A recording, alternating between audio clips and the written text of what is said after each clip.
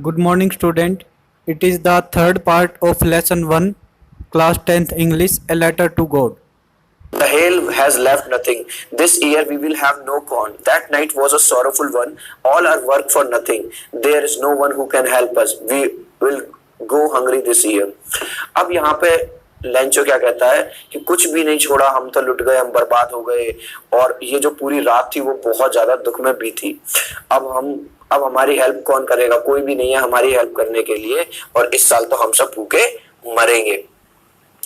But in the hearts of all who lived in that solitary house in the middle of the valley, there was a single hope, help from God.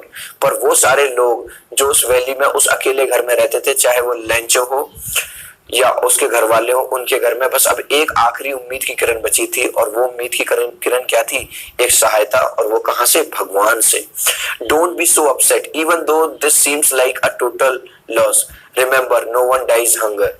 अब उसे कुछ याद आता है। क्या याद आता है? कि दुख होने की जरूरत नहीं है, शोक मनाने की जरूरत नहीं है। भगवान किसी को भी भूख से मरने नहीं देता।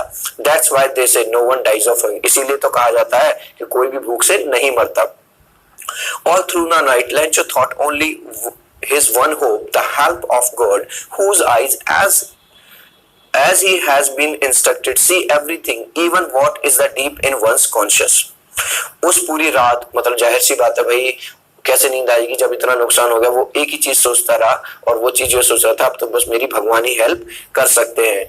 और उसे इतना विश्वास था, और उसे बताया भी गया था कि भगवान के अंदर इतनी शक्ति है। कॉन्शियस का मतलब होता है अंतःकरण, यानी आप कि भगवान केवल हमारे शब्दों को ही नहीं, वो हमारे दिल में जो छुपा होता है उसे भी देख लेते हैं। Lencho was an ox of a man working like an animal in the fields, but still he knew how to write। देखो यहाँ पे एक टर्म यूज हुई है, was an ox of a man. ये एक तरह की प्रोवर्ब है, इडियम्स है। ऑक्स ऑफ अ मैन का मतलब होता है कि ऐसा इंसान जो बहुत ज्यादा मेहनत करता हो, बहुत ज्यादा मेहनती हो। तो वो इतना मेहनती था कि अपने फील्ड्स में एक जानवर की तरह काम करता था, लेकिन फिर भी उसे लिखना आता था। द फॉलोइंग संडे का मतलब है अगले संडे एट डे ब्रेक, जैसे ही दिन निकलता है, he began to write a letter which he himself would carry to town and place in the mail। It was nothing less than a letter to God। अगले Sunday को वो सुबह सुबह ही एक लेटर लिखने लगता है, जो कि वो ये प्लान करता है कि वो खुद देने जाएगा। कहाँ पे? मतलब पोस्ट ऑफिस में। और वो जो लेटर है वो किसके लिए लिखेगा? भगवान के लिए वो लिखने लगता है। और क्या लिखता है? God, he wrote, if you don't help me, my family and I will go hungry this year। I need 100 pesos in order to sow my field again and to live until the crops come because the hailstorms। और वो ईश्वर को ये पत्र लिखता है कि हे ईश्वर, आपको तो सब पता ही है क्या हुआ है, मेरी पूरी की पूरी फसल खराब हो गई है, अब मुझे 100 पीसोस। अब देखो पैसोस ये समझने की जरूरत है, जैसे हम इंडिया में रहते हैं तो इंडिया में हमारी जो करेंसी है वो होती है money, sorry rupees.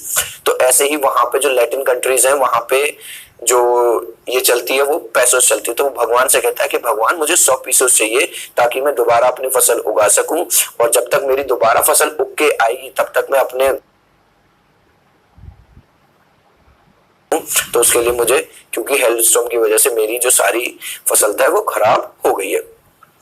He wrote to God on an envelope, put the letter inside, still troubled, went to town।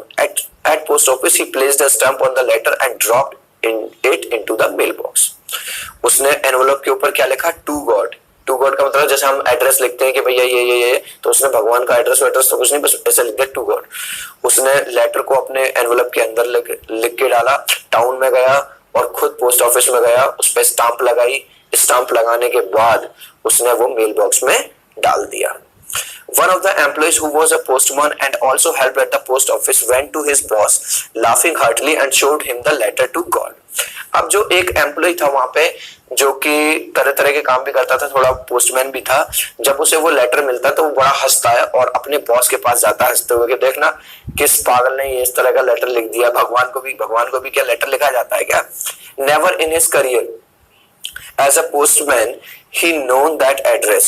अब भाई जाहिर सी बात है, वो तो उसका काम तो यही था, रोज पत्रों को इधर उधर करना, लेटर बांटना, लेकिन उसने अपने करियर में कभी भी इस तरह का लेटर नहीं दिखाया था जिसपे ये लिखा हो कि भगवान के लिए कोई लेटर हो। The post master, a fat amiable fellow, also broke out laughing